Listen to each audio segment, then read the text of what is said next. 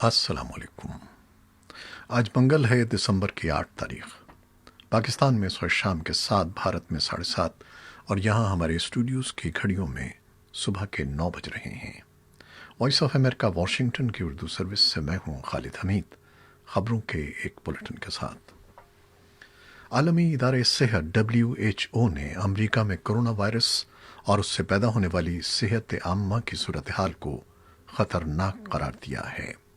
WHO के emergency response director Mike Ryan ने पीर को ब्रीफिंग के दौरान अमेरिका में रिपोर्ट होने वाले केसेस पर तशवीश का इजहार किया और कहा कि गुज़श्ता कई हफ्तों के दौरान दुनिया भर में रिपोर्ट होने वाले केसेस का 1/3 अमेरिका में रिपोर्ट हो रहा है। उन्होंने कहा कि आलमी वबा अमेरिका में तेजी से फैल रही है और ये देखकर हैरान है कि हर गुजरते मिनट में 1 से 2 अमवात हो रही हैं। रयान ने कहा कि ये सूरत हाल उस मुल्क की है जहां सेहत आम्मा का निज़ाम मजबूत है और जो ज़बरदस्त किस्म की टेक्नोलॉजी रखता है। अमेरिका में हालिया चंद हफ्तों के दौरान अस्पतालों में रिकॉर्ड मरीज दाखिल हुए हैं, जिससे अस्पतालों पर बोझ बढ़ता जा रहा है।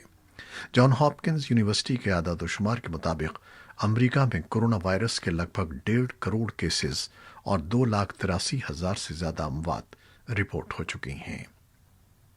अमेरिका में मुताद्दी अमराज के सबसे बड़े माहिर डॉक्टर एंथोनी फाउची ने खबरदार किया है कि मुल्क में हॉलीडे सीजन के दौरान सफ़र में कमी न की गई तो जनवरी का वस्त अमेरिका में स्याह तरीन दौर होने का खदशा है। वो न्यूयॉर्क के गवर्नर की प्रेस ब्रीफिंग में बातचीत कर रहे थे।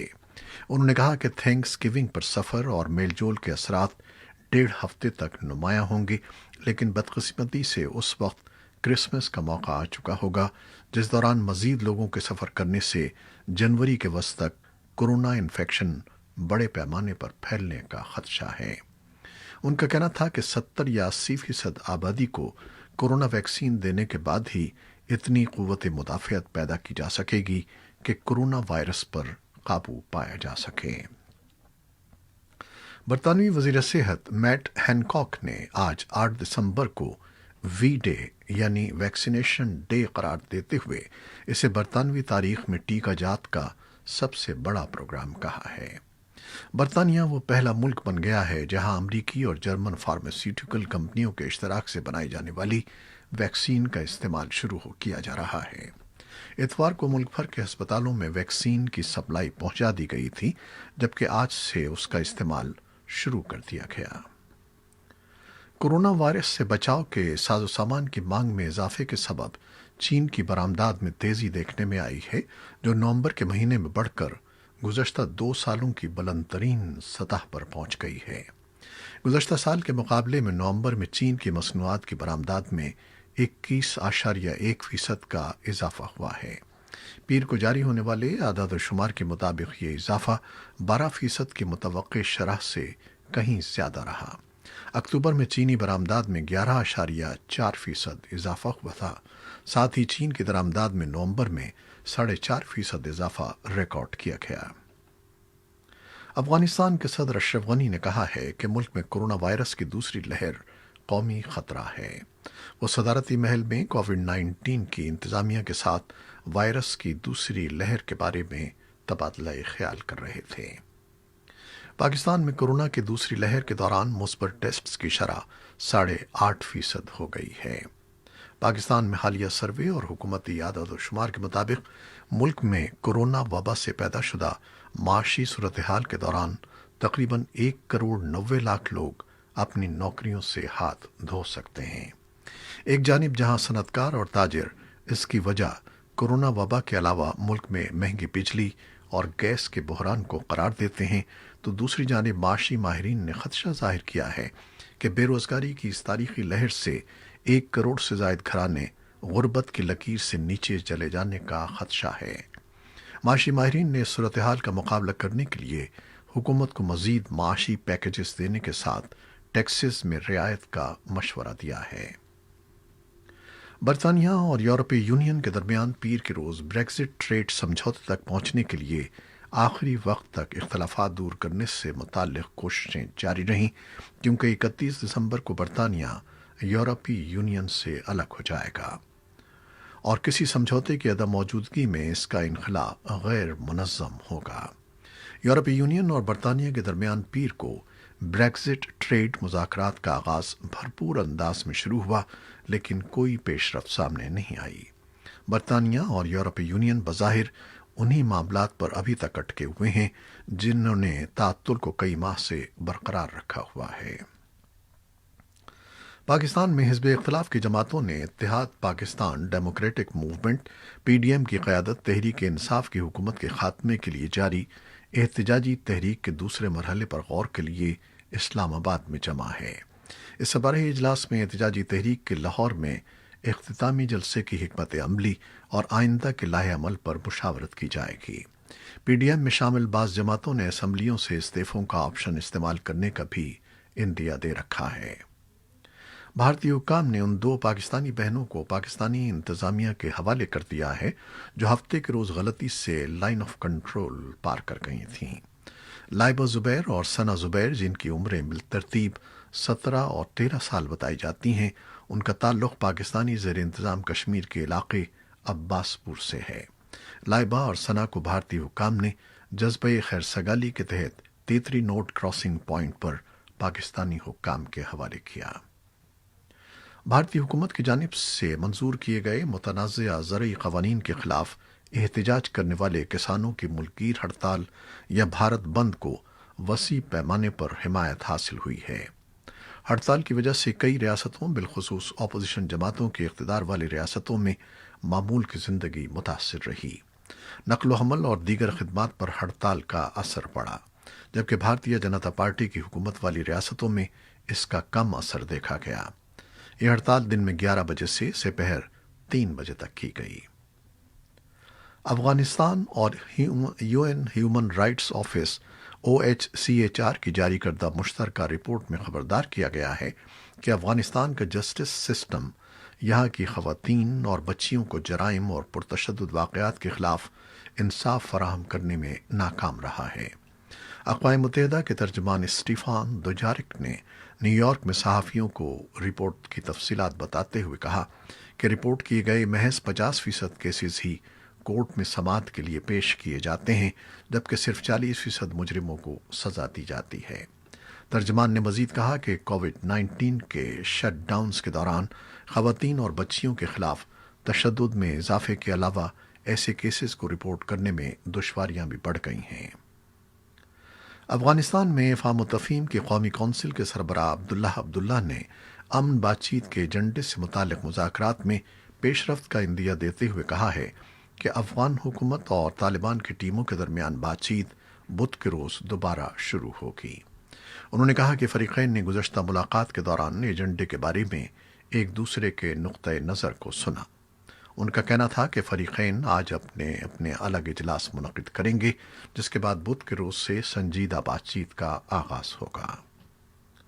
قندھار کے صوبائی عہدیداروں نے بتایا ہے کہ ارغنداب ضلع میں گزشتہ رات بقول ان کے طالبان کے نئے حملے میں 8 پولیس والے ہلاک ہو گئے ہیں۔ ایک عہدیدار نے حملے کی تصدیق کی لیکن مزید تفصیلات نہیں بتائیں۔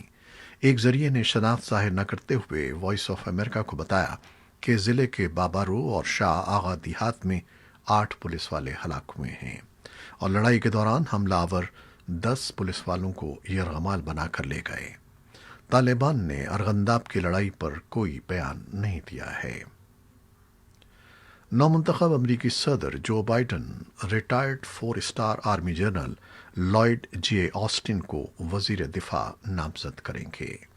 اس چناؤ سے واقفیت رکھنے والے 3 افراد نے یہ بات نام ظاہر نہ کرنے کی شرط پر بتائی کیونکہ اس فیصلے کا باضابطہ اعلان نہیں کیا گیا۔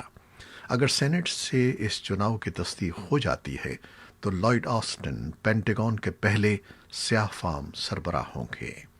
پیر کو ریاست ڈیلاویئر میں کوئن تھیٹر کے بعد صحافیوں کے سوال پر جو بائیڈن نے جواب دیا کہ بنگل کو کوئی ٹیم جبکہ ڈیفنس ٹیم کا اعلان جمعے کو کیا جائے گا۔ دوسری جانب صدر ٹرمپ نے کہا ہے کہ الیکشن میں بے ضابطگیوں کو بے نقاب کرنے کی ان کی کوششوں کے حوالے سے اگلے چند روز میں بڑی پیش رفت کی توقع کی جا رہی ہے۔ انہوں نے یہ بات وائٹ ہاؤس کے اوول آفس میں ایک تقریب کے بعد صحافیوں کے سوالات کا جواب دیتے ہوئے کہی۔ उनका मजीद कहना था कि इस बार अमरीकी इंतखाबात कुछ ऐसे थे जैसे तीसरी दुनिया के ममालिक में होते हैं। मुत्तहिदा अरब अमारात ने कहा है कि उसे इसराइल से ताल्लुकात उस्तवार करने पर साइबर हमलों का सामना करना पड़ा।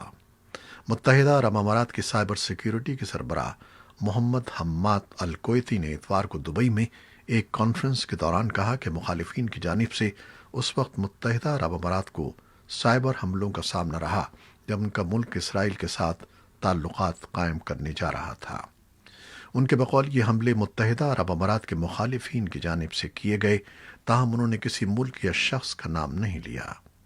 मुत्तहिदा अरब अमारात ने 15 सितंबर को इसराइल के साथ ताल्लुकात कायम करने का एक माहिदा किया था, जिसके तहत दोनों मुल्कों ने तिजारत, सियाहत, सकाफत और मईशत समेत दीगर शोबों में मिलकर काम करने पर इत्तेफाक किया था।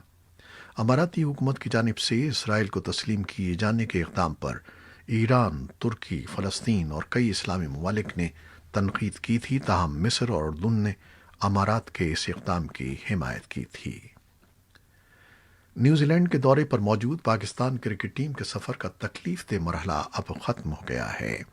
तकरीबन 2 हफ्ते आइसोलेशन यानी करंतना में रहने के बाद खिलाड़ियों को ट्रेनिंग का परवाना मिल गया है, जिसके बाद 53 में से 52 अरकान क्राइस्ट चर्च से क्वींसटाउन मुंतकिल हो जाएंगे, जहां उन पर एसओपीज लागू नहीं होंगी। पाकिस्तान टीम को ट्रेनिंग की इजाज़त मिलना इसलिए खुशाइंद है कि एक मौके पर ऐसा दिखाई दे रहा था कि मेहमान टीम T20 और टेस्ट सीरीज खेले बगैर ही वतन वापस लौट जाएगी।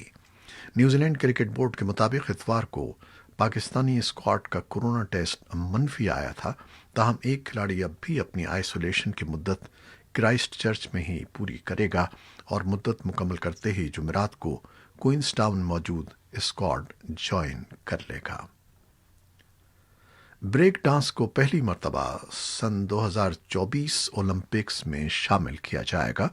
फ्रांस सन 2024 में ओलंपिक्स खेलों की मेज़बानी करेगा और इस बार ख़ास बात यह होगी कि पहली मर्तबा ब्रेक डांसिंग को भी मुकाबलों में शामिल किया जाएगा।